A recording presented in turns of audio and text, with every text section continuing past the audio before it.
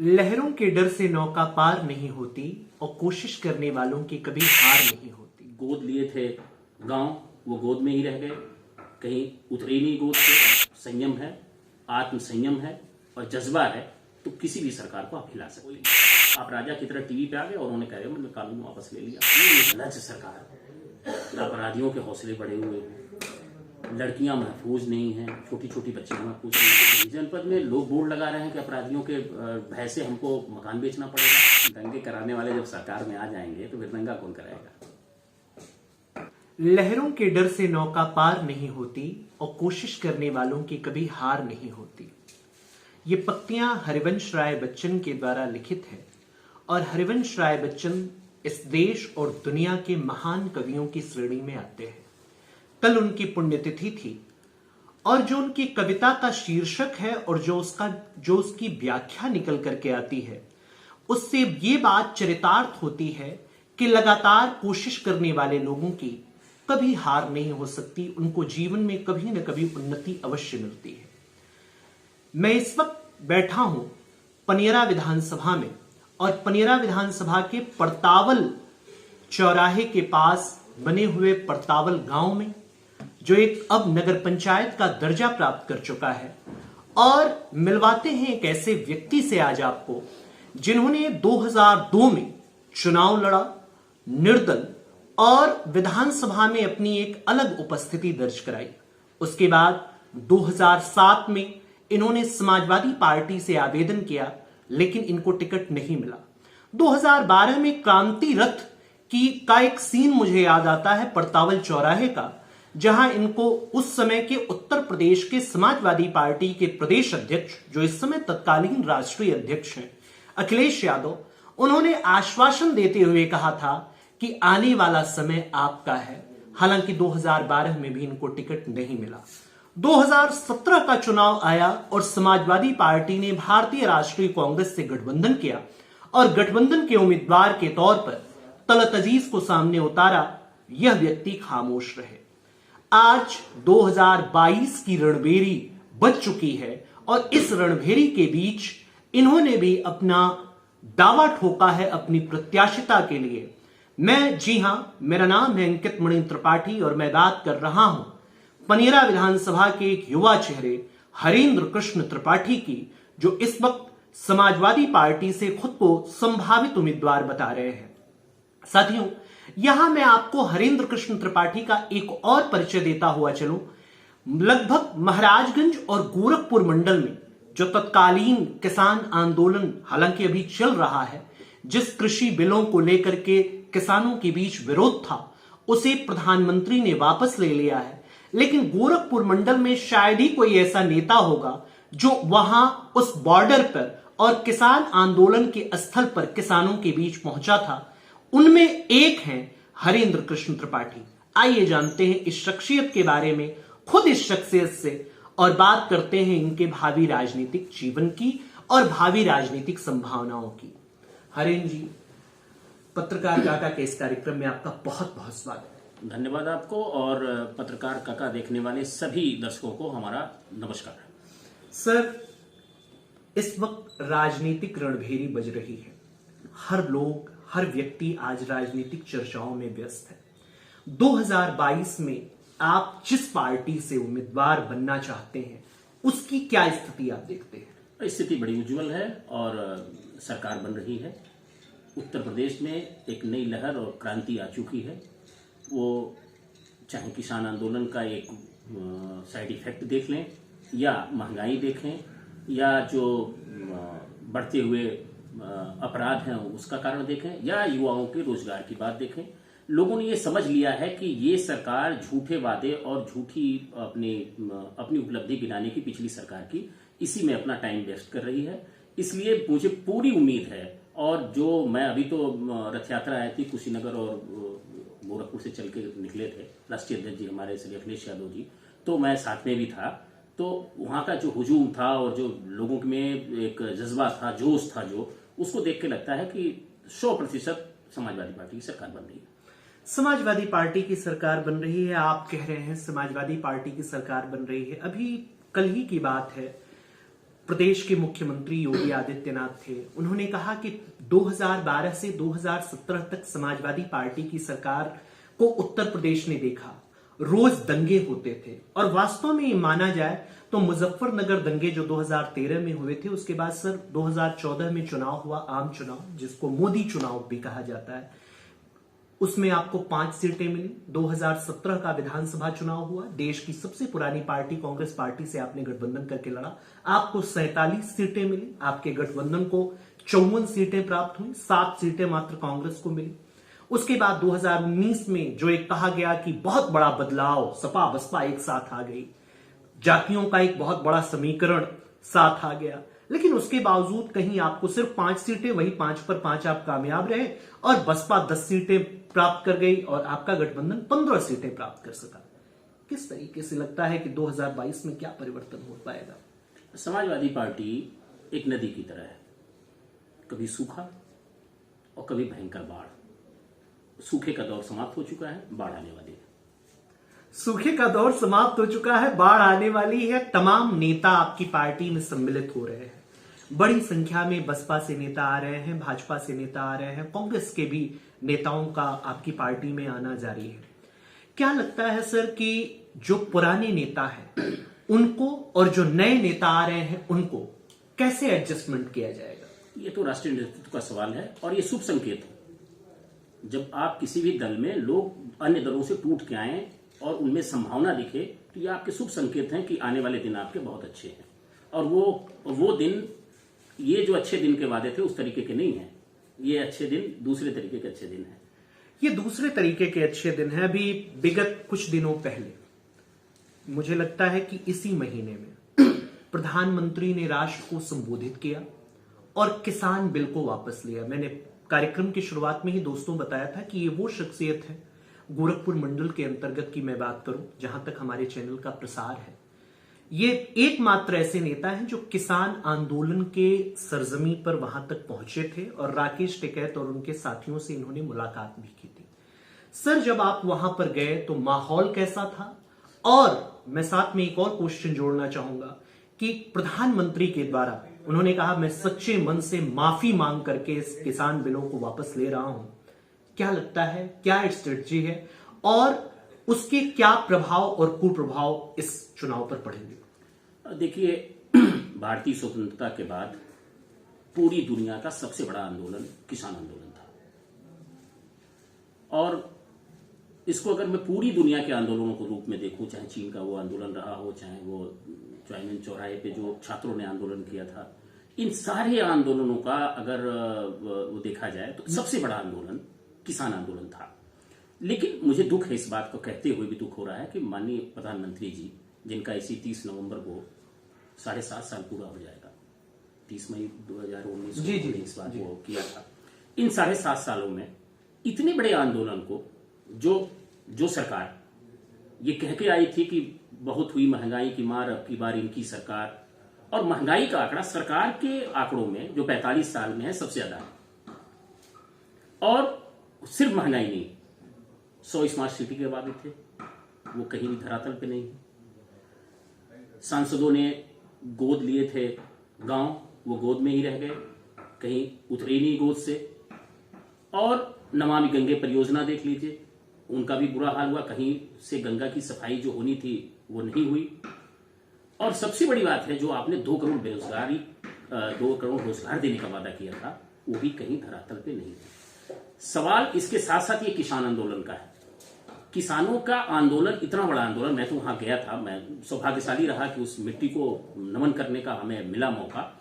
और जो दोस्ताना जो व्यवहार था वहां पे, जाते ही जो लोगों का मिलने का वो था, व्यवहार था हमारे राष्ट्रीय अध्यक्ष जी के प्रति, जो उन्हों की आशीर्वाद देने का था, जो उनकी सोच थी, वो बड़ी गजब की थी।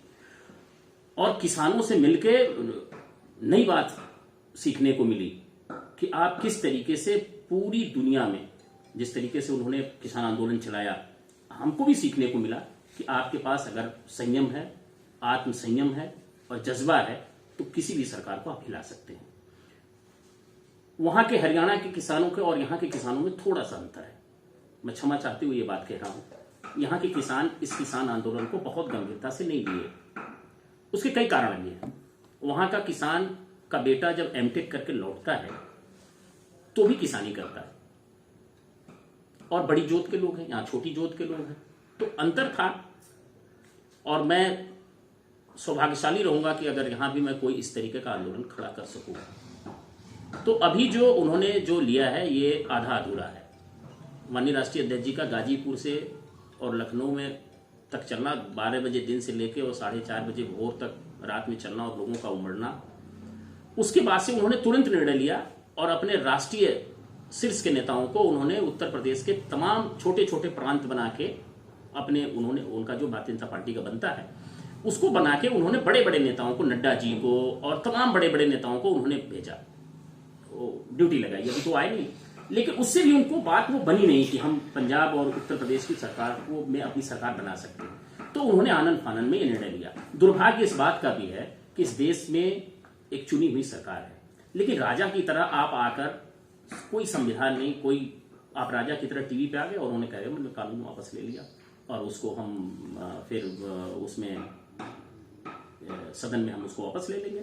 लेकिन आप इस तरीके से, क्या इस देश में राजा का राज है या प्रजातंत्र है, लोकतंत्र है? लोकतंत्र में एक प्रक्रिया के तहत कोई भी कानून लाए जाते हैं और वापस लिए जाते हैं। इस तरीके से नहीं होता कि आप टीवी पे आ गए और आपने कह दिया कि साहब हमने वापस ले लिया। एक लोकतांत्रिक तरीका है और उसके लिए सदन बना है। हाँ ठीक है कि इसके बाद आपने उसका, आप सदन में गए हैं और वापस ले रहे हैं, लेकिन इनकी मंशा कहीं से भी अभी साफ नहीं है। इनके तमाम शीर्ष बड़े नेताओं का बयान बार बार आ रहा है। मैं अभी देख रहा था मध्य प्रदेश के कृषि मंत्री का बयान आ गया, कलराज मिश्रा जी का बयान आ गया, तमाम बड़े नेताओं का बयान आ रहा है कि अभी हम फिर से उस बिल को और दुरुस्त करके लाएंगे। मुझे खुशी है कि अभी कल ही सरकार ने पराली जलाने पे, जबकि सुप्रीम कोर्ट ने इस बात को माना कि जितने ये पर्यावरण में दोष पाए जा रहे हैं इसमें 10% ही पराली का रोल है, तो कल सरकार इस पे भी झुकी है और पराली पे मुकदमे नहीं होंगे इसके लिए भी आश्वासन दिया है। हालांकि इनके आश्वासन देने मात्र से किसान मानने वाला नहीं है और सभी लोग भयभीत हैं कि ये जो कहते हैं वो करते नहीं है। तो ऐसा ना हो कि ये कृषि कानून कह दिया वापस ले लिया तो डरे हुए हैं कि वापस लेंगे कि नहीं लेंगे। अभी भी एमएसपी पे, मिनिमम सपोर्ट प्राइस पे अभी उनका बना हुआ है। और तीनों कानून के बारे में आप जानते हैं, और तीनों कानून एक काला कानून था और अभी भी डर है लोगों के बीच में कि कहीं इस काले कानून को नए तरीके से, नए फ्लेवर में, क्योंकि उनको अपने साथियों को, जो उनके कारपोरेट जगत के साथी हैं, उनको मदद करने के लिए इस कानून को लाए थे। अभी उस कानून को और कारपोरेट जगत के साथियों के लिए क्या बेहतर कर सकते हैं, हो सकता है कि इसके लिए वो प्रयासरत हों। तो अभी उनकी मंशा साफ नहीं है, इसलिए किसान भयभीत है। अभी पिछले दिनों सरकार के द्वारा कुशीनगर एयरपोर्ट को शुरू किया गया, जेवर में एयरपोर्ट बनाए गए और भी तमाम विकास की योजनाएं शुरू हुई। प्रधानमंत्री का एक संबोधन मुझे याद आ रहा है। उन्होंने कहा था कि पिछली सरकारें परिवारवाद पर विश्वास करती हैं। हालांकि आप भी एक राजनीतिक परिवार से निकले हुए व्यक्ति हैं साथियों, ये उस परिवार से निकले हुए व्यक्ति हैं जिसके अभी कुछ दिनों पहले स्वर्गीय जगदम्बा कृष्ण त्रिपाठी जी यहां से निर्विरोध जिला परिषद के सदस्य चुने जाते थे और जब जिला पंचायत का गठन हुआ तो उसके भी वो माननीय सदस्य बने रहे। उस परिवार से सर आप निकल करके आते हैं, कहीं ना कहीं परिवारवाद का एक टैग आप पर भी है।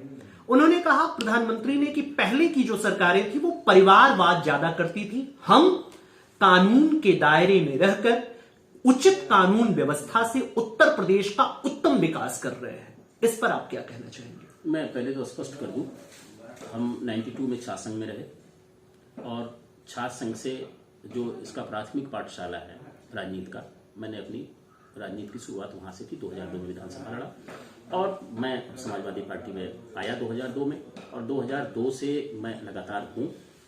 और उसके पहले का कोई ऐसा नहीं है कि कोई मेरा इतिहास, हाँ ठीक है, मैं उस गर्व है मेरा, गर्व से मैं ये कहता हूँ कि मैं उस परिवार से ताल्लुक़ रखता हूँ जिस परिवार में बाबा भी हमारे हाथ उठा के और निर्विरोध प्रधान चुने जाते हैं। आज़ादी के बाद से आज तक प्रधान और जिला पंचायत लोगों के आशीर्वाद से हमारे घर में ही रहा। अच्छी बात है, बीच में आरक्षण की वजह से अपने ही लोग हुए और स्वस्थ राजनीति की शुरुआत परतावल में रही और है। दूसरी बात, आपने जो कहा कि वो जेवर एयरपोर्ट और वो कुशीनगर एयरपोर्ट का जो उन्होंने उद्घाटन किया, हमारे माननीय राष्ट्रीय अध्यक्ष जी ने कहा कि जमीन खरीदने के पहले जमीन देखने में हो जाते हैं। तो ये एयरपोर्ट पे जो मोदी जी आए थे वो जमीन देखने आए थे कि अपने कारपोरेट साथियों को कैसे बेचा जा सकता है।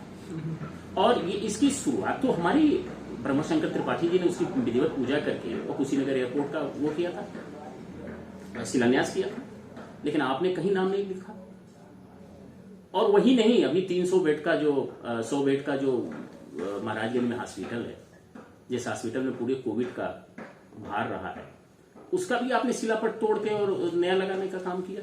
तो ये शिलापट्टों को तोड़ के अपना शिलापट्ट लगाने वाली सरकार है, इनका अपना कोई है। मैं तो आप कहें तो मैं ये बताऊं आपसे कि हमारे विधानसभा में जो पिछली सरकारों ने किया है वो वर्तमान सरकार ने कुछ भी नहीं किया। उसमें बनेरा विधानसभा में 3 सब स्टेशन दिए तो 11 सब स्टेशन गए पूरे महाराजगंज में विद्युत व्यवस्था को सुधारने के लिए, चाहे वो बड़हवा का पनियरा का विद्युत सब स्टेशन हो, जकिरा का विद्युत सब स्टेशन हो, और महाराजगंज का पनियरा विधानसभा का ये जो धर्मपुर का क्षेत्र है उसको सुधारने के लिए बिटोली का जो क्षेत्र हो सब स्टेशन हो, या आप देखिए यहाँ पे जो पीएससी दिए गए, मंसूरगंज पनियरा में पीएससी दिया गया, पीएससी को सीएससी किया गया, और घुगली में तमाम छोटे छोटे पीएससी दिए गए, घुगली का पीएससी दिया गया। तो अभी अगर हम इस पे कहें कि हमारी जो पिछली सरकार थी, हमारे विधायक नहीं थे, फिर भी हमारी पिछली सरकार ने अपनी विधानसभा में तमाम चीजें दी। 4 लेन को ही देख लीजिए, जो गोरखपुर से चल के महाराजगंज को जाती है और करतावल तक ही समाप्त कर दिया। ये तो सर दायित्व होता है कि सरकार का भी दायित्व होता है कि अगर उसके जनप्रतिनिधि न भी चुने जाए तो भी क्या उस क्षेत्र का विकास नहीं होगा? नहीं, मैं ये कह रहा हूं कि जनप्रतिनिधि जो चुने जा रहे हैं उनके अंदर भी एक ललक होनी चाहिए, जज्बा होना चाहिए था कि हम अपने विधानसभा के लिए क्या कर डालें, लेकिन वो जज्बा दिखा नहीं। उसका एक कारण ये भी हो सकता है कि उनका लगाव, चूंकि वो उनकी जन्मभूमि नहीं है ये, इसलिए हो सकता है कि उनका लगाव इस भूमि से न हो, इस वजह से वो न कर पाते हैं। मैं पिछले जितने लोग हुए हैं जो इस विधानसभा में, पनियरा विधानसभा खासकर, मैं अब तो सामदेवरुआ का क्षेत्र और पनियरा का क्षेत्र मिलकर पनियरा विधानसभा हुआ, लेकिन मुझे ये कहते हुए अपार कष्ट हो रहा है कि पूरे मंडल में, और पूरे मंडल नहीं कहें, मैं तो पूर्वांचल कहूंगा कि पूर्वांचल में एकमात्र ये विधानसभा है जिस विधानसभा ने मुख्यमंत्री तक दिया है। जी जी जी, सही बात है। और कैबिनेट मंत्री दिया, प्रदेश सरकार में भी दिया और भारत सरकार में भी दिया जी। लेकिन आप क्या देखते हैं पनियरा को इस तरीके से कि ये मुख्यमंत्री का क्षेत्र रहा होगा? या इसका कारण क्या था? इसका कारण यह था, मैं क्षमा चाहते हुए मैं ये बात कह रहा हूं, इसका कारण यह था कि उनका लगाव इस भूमि, चूंकि इनका जन्मभूमि नहीं था इसलिए उनका लगाव बहुत ज्यादा इनसे नहीं था। आप ये कहते हुए भी, मैं आप क्षमा मांगते हुए भी लोगों से मैं कह रहा हूं, और मैं कहीं किसी पर टिप्पणी नहीं कर रहा हूं, लेकिन आप यहाँ का विकास देख लीजिए पनियरा का, और हरनई का विकास देख लीजिए, आपको दूध का दूध पानी का पानी दिख जाएगा। तो ये जो क्रम चला, एक आध लोगों को छोड़ दिया जाए तो पनियरा विधानसभा के लोग विधायक नहीं चुने गए, बाहर के लोग आके चुने गए, तो इसका एक बड़ा कारण रहा। हालांकि मैं विषयांतर हो रहा हूं जो आपने सवाल किया है, फिर भी ये कहना जरूरी है कि अभी जो विधानसभा का, पनियरा विधानसभा का विकास होना चाहिए था, सरकारें किसकी हैं नहीं है ये बात नहीं है। अभी मैं मुलायम सिंह यादव जी का, हमारे जो संरक्षक है पार्टी के, उनका मैं इंटरव्यू सुन रहा था पुराना, तो उन्होंने कहा कि जब हम रक्षा मंत्री थे और जब मैं मुख्यमंत्री था तो मैंने कभी किसी को अपने विधानसभा के लिए ललक नहीं देखा कि वो विपक्षी भी हैं तो हमसे पास आवे और कहें कि हमारा ये विकास कर दीजिए, हम ये कर दीजिए। वो ललक होनी चाहिए जो वो अपने विधानसभा में जो विधायक चुने गए और लोग जो चुने गए, वो उतना ललक नहीं पैदा कर पाए कि यहाँ का एक विकास ऐसा किया जाए कि एक मॉडल बने। मैं इसी सवाल पे आ रहा था, वर्तमान विधायक के 5 साल के कार्यकाल को आप किस तरीके से देखते हैं? चूंकि आप मुख्य विपक्षी दल के एक संभावित प्रत्याशी के तौर पर मैं कह रहा हूं, हालांकि हमारी टीम और मैं कहीं से आपको प्रत्याशी डिक्लेयर करना या कोई चीज ऐसी तो बात नहीं कह रहे हैं, आपको टिकट मिलेगा या नहीं मिलेगा ये राष्ट्रीय नेतृत्व का फैसला है, लेकिन चूंकि आप मुख्य विपक्षी दल के एक नेता और इस समय एक प्रवक्ता की हैसियत से बैठे हैं, वर्तमान विधायक के 5 साल के कार्यकाल को आप किस तरीके से इंगित करेंगे? तो मैं दोनों बातें स्पष्ट कर दूं। पहला तो ये कि राष्ट्रीय अध्यक्ष जी का जो फैसला है, आपने कार्यक्रम की शुरुआत में ही बता दिया था कि मैं 2002 के बाद 7 में भी मांगा और तमाम अभी तक मांग रहा हूं, लेकिन मेरा इतिहास रहा है कि मैंने कभी दल को न बदला और न मैंने निष्ठा बदली और न बदलूंगा। तो अभी क्या है कि वो तो राष्ट्रीय अध्यक्ष जी का सवाल है और राष्ट्रीय नेतृत्व का सवाल है कि वो किसे टिकट दे रहे हैं। इनकी 5 साल का लेकिन मैं दूसरे सवाल पे आप कह रहा हूं कि इनके 5 सालों में सिर्फ आप पनियरा चले जाइए, आप परसावल में रहिए और आप गुगली का जो आंशिक क्षेत्र है हमारा विधानसभा का, वहां चले जाइए। आप देखिए इस समय केंद्र बने हुए हैं लूट के।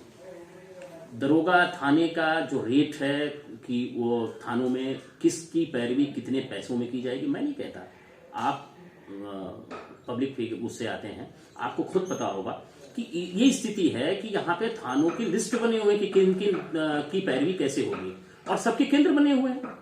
पनीरा में किससे आपको मिलना है, परसावल में किससे मिलना है, और आपको बहुत ज्यादा मेहनत नहीं करनी है। वो तो कहीं आप चौराहे में खड़े हो जाएंगे, लोग बताना शुरू कर देंगे कि साहब इसका अगर गाड़ी लड़ गई तो इसका रेट क्या है, और कहीं झगड़ा हुआ है, जमीन कब्जा करना है तो इसका रेट क्या है।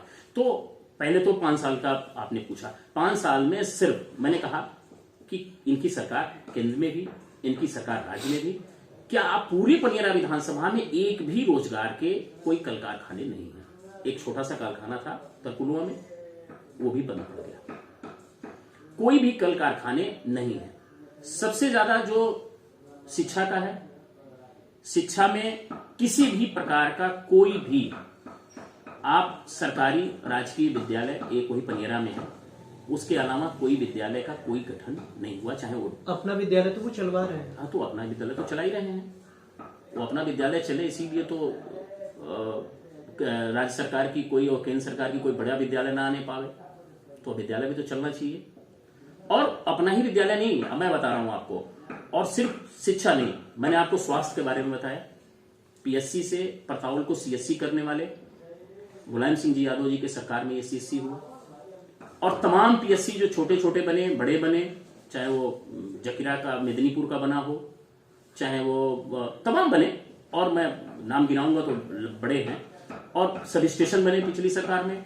मैं ये कहता हूं कि आपकी सरकार थी, आप चाहते हम लोग भी उसमें उस यज्ञ में थोड़ा सा आहुति डालते, कहीं से हम लोग भी वो होते, तो ये बड़ी बात होती। लेकिन कोई भी नहीं। काम क्या हुआ, अगर आपके अभिभावक ने आपको 1000 रुपया दे दिया और 1000 रुपए को आप खर्च करके लौट गए, ये कोई काम नहीं हुआ। 1 करोड़ रुपए, 3 करोड़ रुपए विधायक निधि या सांसद निधि का जो पैसा मिल रहा है, उससे आप अपने चहेतों को रेवड़ी की तरह बांट दे रहे हैं कि वो कहीं पुलिया बना दें और कहीं खड़ंजा बिछा दें। ये काम नहीं है। ये तो आपको सरकार ने पैसा दिया, उसको आप खर्च कर रहे हैं। काम वो है कि जो आप अपनी सरकार से लड़के, अनुनय विनय करके, विनती करके या लड़ाई करके अपने विधानसभा के लिए कोई नई चीज ला देते, जिससे यहां का कुछ बेरोजगारों को रोजगार मिलता, या कोई ऐसी चीज मिलती जिससे शिक्षा में, स्वास्थ्य में, सुरक्षा में कोई नई बात डेवलप हो जाता, कोई नई चीजें हो जाती यहाँ की जनता के लिए। मुझे 5 साल में तो कोई ऐसी चीज दिखी नहीं, कोई भी चीज ऐसी नहीं दिखी। हो सकता है कि हमारे जो सुनने वाले लोग हैं वो कोई चीज बता दें आपके कमेंट बॉक्स में कि कोई नई चीज दिखी, तो मैं भी मान लूंगा। मैं अभी वर्तमान विधायक जी को दोष नहीं देता हूं, क्योंकि उनको जनता ऐसे लाकर यहाँ पर हिंदू मुसलमान, जाति और धर्म, इनके चक्करों में विधायक बना देती है। तो जब आप विधायक जाति और धर्म के आधार पर बन जाते हैं, तो सड़क पे काम करने का बहुत ज्यादा कोई जरूरत तो होती नहीं। आप संघर्ष करके जब सदन में पहुंचेंगे, तो जिनके बदौलत आप संघर्ष किए रहेंगे या जो आपके साथ चलते रहेंगे, उनके बारे में आप सब जब सोचेंगे, और जब हवाओं के रुख के हिसाब से आप बनेंगे कि अब की बार उनकी लहर है आप बन गए, आपकी इनकी लहर है बन गए, आपकी वो मंदिर वाला मामला है इसलिए बन गए, तो फिर आप जमीन पे क्यों काम करेंगे। बस मैं उसी मुद्दे पर आ रहा था। राम मंदिर जो बना है उस पर आपका क्या कमेंट है? और लोगों के बीच जो भारतीय जनता पार्टी के लोग हैं वो लगातार कह रहे हैं कि अगर दूसरे की सरकार किसी की रहती, हालांकि योगी आदित्यनाथ जी भी कई बार उन्होंने कह दिया है कि अब्बा जान वाले लोगों की अगर सरकार रहती तो ये राम मंदिर न बन पाता। क्या कहेंगे? पहले तो वो सुधार लें। जैसे इसका नाम पत्रकार अंकल भी हो सकता था, पत्रकार चाचा भी हो सकता था, लेकिन पत्रकार काका नाम पड़ा। वो काका में जो मिठास है, जो काका में मोहब्बत है, वो अंकल में नहीं है। नहीं। अब्बा में जो मोहब्बत है और जो पिताजी में मोहब्बत है, वो डैडी में नहीं है। हालांकि डैडी में भी है, मैं बच्चों के मुख से जो डैडी सब निकलता है वो तो वो नहीं। लेकिन जो राजनीतिक परिदृश्य में आप सरकार को किधर ले जा रहे हैं, आप लोगों को कहां भटका रहे हैं, है ना। वो मैंने तो आपसे बताया अभी कि जब एक जगह मुशायरा चल रहा था, मैं थोड़ा सा आपको मुशायरा चल रहा था, एक सज्जन खड़े हुए और उन्होंने कहा कि एक बकरी के ऊपर एक बकरी, उस बकरी के ऊपर एक बकरी, उस बकरी के ऊपर एक बकरी। तो लोग खड़े हुए कह रहे यार साहब शेर सुनाओ, ये बकरी के ऊपर बकरी के ऊपर बकरी क्या कर रहे हो? तो उसने कहा यार शेर तो रोज सुनते हो, बैलेंस देखो। तो वो ये जो सरकार है ये मेन मुद्दे को हटा के वो शेर नहीं सुना रही, वो बैलेंस दिखा रही है। अब वो सारा, चूंकि काम तो आपने किया नहीं, ये सरकार जैसे ही बनी वैसे ही ऑक्सीजन की कमी से तड़प के बच्चे गोरखपुर मेडिकल कॉलेज में मरे, और ये सरकार जाने वाली है 6 महीना पहले पौड़ और युवा मरे तड़प के ऑक्सीजन के बिना। तो ऑक्सीजन के बिना मरने वाले छोड़ देने वाली ये सरकार है। तो इनका मेन मुद्दा अब वो फिर राम मंदिर पे आ गया, राम हमारे आपके सबके। और रामचंद्र जी ने क्या कहा, गोस्वामी जी ने तो बता दिया ना कि परहित सरस धर्म नहीं भाई। क्या कहा, धर्म की परिभाषा क्या दिया गोस्वामी जी ने। और भगवान अभी तो इतना ही नहीं, योगी जी ने तो ये भी कह दिया कि समाजवाद नाम की कोई चीज ही नहीं है। योगी जी ने, हमारे जो मुख्यमंत्री जी हैं आदरणीय योगी जी, अगर भगवान रामचंद्र जी का चरित्र पढ़े होते कि सेबरी का बैर कैसे खाया उन्होंने और कैसे जंगल में उन लोगों का साथ लिया, रिछ का, बानर का, उचाते, तो जहां से चले थे और जहां जाना था बीच में उनके तमाम रिश्तेदार थे, वो किसी का साथ ले लेते, लेकिन उन्होंने दबे कुचले लोगों का साथ लिया। तो समाजवाद का है क्या है, ये समाजवाद को असल में वो भगवान रामचंद्र जी का चरित्र पढ़े होते तो समाजवाद जान जाते। तो ये लोग वो लोग हैं जो उत्तर प्रदेश और बिहार में हिंदी भाषी क्षेत्रों में गाय को माता कहते हैं, और गोवा में बीफ की कमी नहीं होगी, ये बात सदन में उनके नेता मुख्यमंत्री कहते हैं। ये वो दोहरे चरित्र वाले लोग हैं। तो इनका राम जो है ना, वो चुनावी राम है। हमारा राम आदर्शवादी राम है, जो पूरी प्रजा को एक दृष्टि से देखता है। उसमें कहीं कोई किसी प्रकार के हमारे राम में हिंदू, मुसलमान, सिख, ईसाई जातियों का बंधन नहीं है। सर एक और सवाल, आपने अभी नाम लिया समाजवाद का। समाजवाद के एक प्रखर चिंतक और विचारक रहे जनेश्वर मिश्रा, शायद आप बहुत अच्छी तरीके से जानते होंगे। और समाजवादी पार्टी में और समाजवादी आंदोलन में रहने वाला व्यक्ति अगर जनेश्वर मिश्रा को न जाने तो फिर वो समाजवादी आंदोलन का व्यक्ति नहीं हो सकता। जनेश्वर मिश्रा ने कहा था कि जाति के बंधन तोड़कर, साथियों आप भी सुने, जाति के बंधन तोड़कर जो व्यक्ति समाज के सबसे अंतिम पायदान पर खड़े हुए व्यक्ति की सेवा कर सकता है, वही व्यक्ति वास्तव में समाजवादी कहलाता है। और आपकी पार्टी में जातियों का बंधन ऐसा है कि अब मैं कटाक्ष कहूं या इसको अपनी बात कहूं या जो भी चीज कहूं, कि अभिषेक मिश्रा, सनातन पांडे, माता प्रसाद पांडे को लेकर के आप लोग घूम रहे हैं और बड़े बड़े चेहरों को दिखा करके, अभी तो आज आप जनादेश रैली लेकर के और जनादेश यात्रा लेकर के इंद्रजीत सरोज भी आने वाले हैं पिछड़े वर्ग के लोगों को साधने के लिए।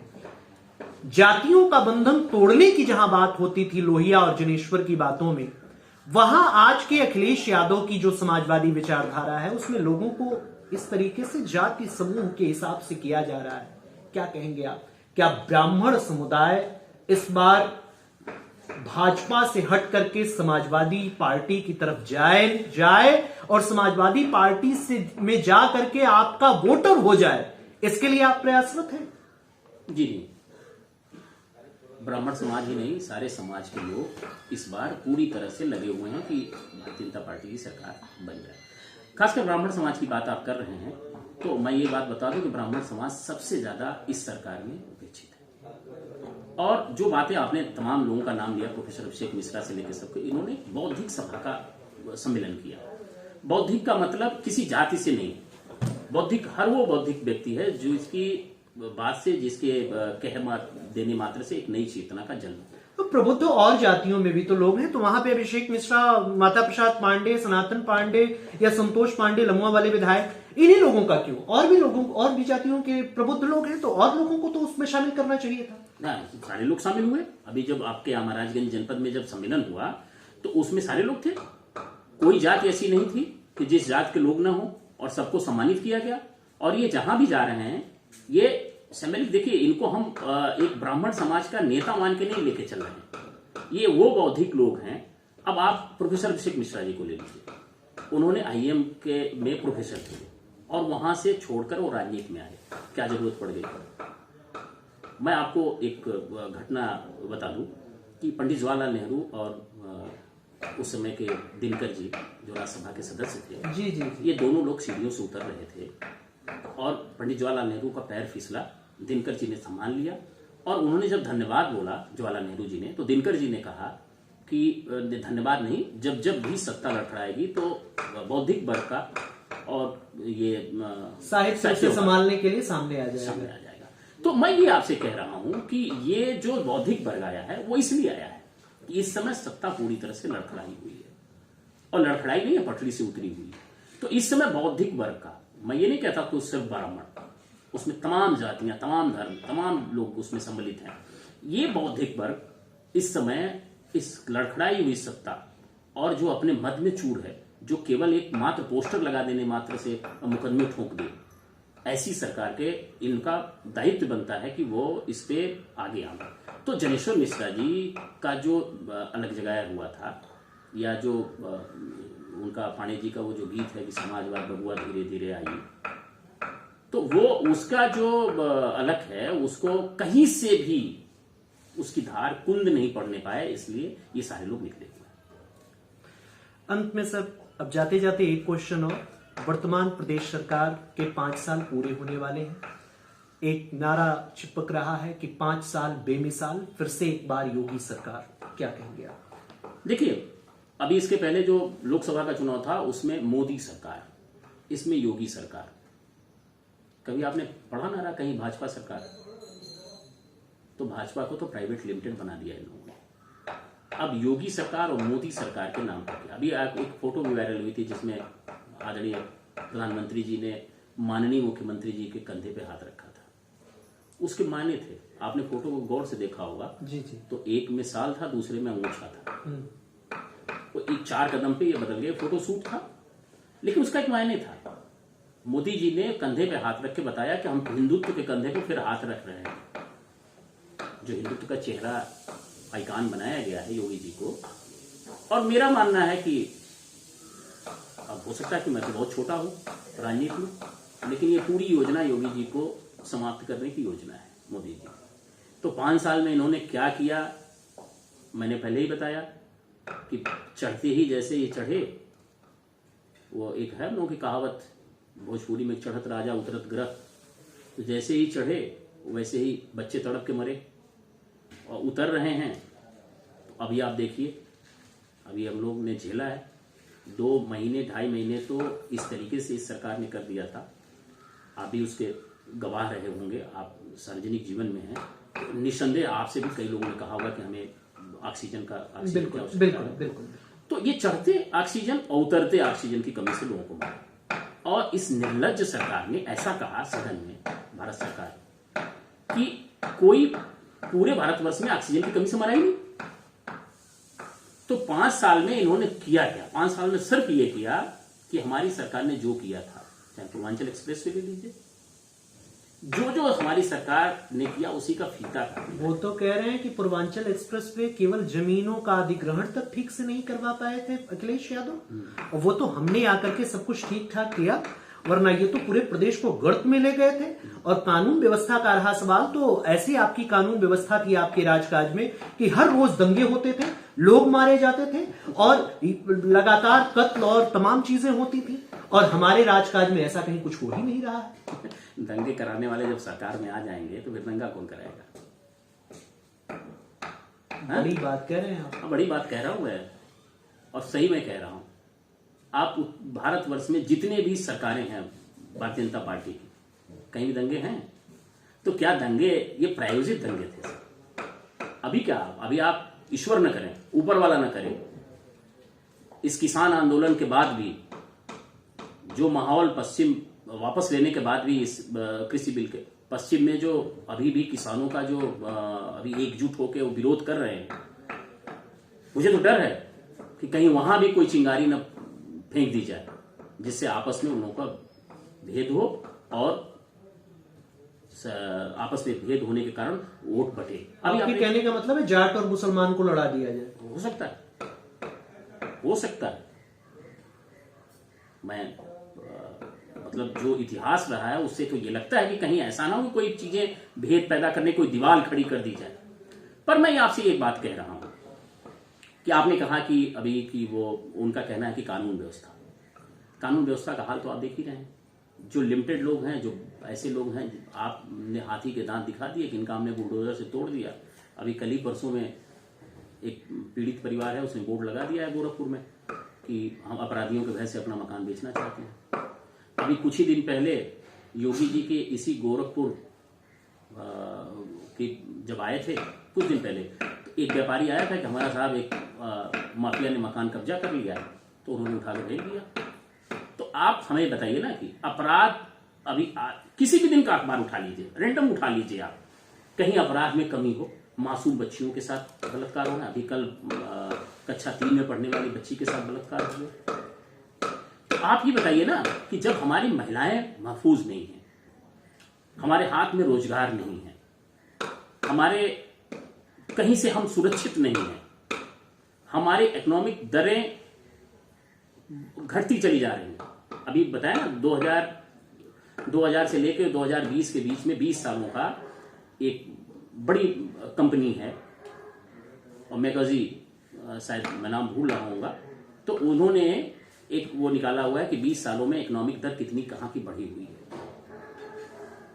$7 ट्रिलियन से बढ़ के $120 ट्रिलियन चाइना का हो गया। आप समझिए अमेरिका से 3 गुना ज्यादा जी। और पूरी लिस्ट में भारत का कहीं नाम नहीं है। भारतीय अर्थव्यवस्था का तो ये हाल है।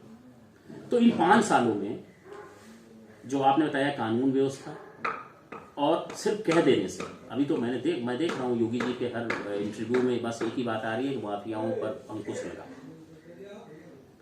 पर दुख के साथ भी कहना पड़ रहा है, हंसी इस बात से निकल रही है कि इतनी निर्लज्ज सरकार, अपराधियों के हौसले बढ़े हुए हैं, लड़कियां महफूज नहीं हैं, छोटी छोटी बच्चियां महफूज नहीं हैं। और अभी आपके गृह जनपद में, मुख्यमंत्री के गृह जनपद में लोग बोर्ड लगा रहे हैं कि अपराधियों के भय से हमको मकान बेचना पड़ेगा, और फिर भी आप कह रहे हैं साहब कानून व्यवस्था बहुत तगड़ी। एक क्वेश्चन और जाते जाते, साइकिल छोटी होती है या साइकिल की एक लिमिट होती है? साइकिल के हैंडल पर कोई और बैठा है और उसकी स्टेपनी पे कोई और बैठा है, कैरियर पे कोई और बैठा है। गठबंधन करते करते पूरी साइकिल कहीं भर जाएगी, तो फिर अखिलेश यादव उस साइकिल को बैठ के कहाँ चलाएंगे? नहीं, साइकिल कहीं से भी भरने वाली नहीं है। और छोटे छोटे दलों का गठबंधन राष्ट्रीय अध्यक्ष जी का है कि हम छोटे छोटे दलों का गठबंधन कर लें, और अच्छी बात है, छोटे दलों को समाहित करके अगर बनाया जाए तो। अब देखिए, आरोप लगते हैं कि आप छोटे छोटे दलों से समझौता करके आप बना रहे हैं, पर अभी और अन्य दलों को देखेंगे तो इनसे ज्यादा लोगों को बनाया। अभी एक छोटा दल है ना, वो निषाद पार्टी, जिसके वो संजय चौहान जी, संजय निषाद जिसको एमएलसी बनाया गया है। डॉक्टर संजय निषाद ने एक प्रश्न कर दिया कि साहब वो भगवान रामचंद्र जी दशरथ जी के पुत्र नहीं। मैंने तो पढ़ा, सुना तो नहीं, मैंने पढ़ा उनको, फिर भी कोई सवाल जवाब नहीं हुआ। क्यों? क्योंकि उनके वो सहयोगी पार्टी, ये दूसरे का होता तो अभी बवाल मच जाता। तो आप अपने आईने से, अपने चश्मे से, अपने तरीके से तय कर रहे हैं कि कौन किस तरीके का है। तो वो छोटा दल उनके लिए महत्वपूर्ण है, उनके लिए महत्वपूर्ण बनाया हुआ मेरा ही है। हमने ही उनको लोकसभा में भेज के, मतलब समाजवादी पार्टी ये उनको लोकसभा में भेजकर उनको पहला पैदान चढ़ाया था। उनको लगा कि साहब बड़ा महत्वपूर्ण है, तो उन्होंने अपने उसमें कर लिया। अब उनका वो बोलते जा रहे हैं उनके खिलाफ, फिर भी वो चुप है। तो मैं ये कह रहा हूं कि साइकिल की रफ्तार बहुत तेजी से चलेगी। वर्तमान पर्यावरण को देखते हुए साइकिल का महत्व और बढ़ गया है। जब चारों तरफ हम दिल्ली से लेकर यहाँ तक धुएं में घिर रहे हैं पर्यावरण से, तो इसमें साइकिल का महत्व और है। और जो साइकिल ट्रैक बनाया था अखिलेश जी ने, वो साइकिल ट्रैक फिर चमकेगा। हमारे सारे सवालों का आपने बेबाकी से जवाब दिया, इसके लिए आपका बहुत बहुत धन्यवाद। और आपने बहुमूल्य समय में से पत्रकार काका को अपना समय दिया, इसके लिए आपका बहुत बहुत धन्यवाद। दोस्तों, आप देख रहे थे पत्रकार काका, मैं था आपका अपना दोस्त, आपका अपना साथी, आपका प्यारा अंकित मणि त्रिपाठी। हरेंद्र कृष्ण त्रिपाठी की बातों से कहां तक आप सहमत हैं और कहां असहमत हैं, इस बात की सूचना आप हमें कमेंट बॉक्स में जरूर दें। कैमरे के पीछे हमारे साथी पत्रकार आपको कवर कर रहे थे। आपका अपना दोस्त, आपका अपना साथी, आपका प्यारा अंकित मणि त्रिपाठी आपसे विदा लेते हुए सिर्फ इतना ही कहना चाहता है, अपना स्नेह, अपना प्यार, अपना दुलार हम पर यूं ही बनाए रखें। बहुत बहुत आभार, नमस्कार, जय हिंद, जय भारत।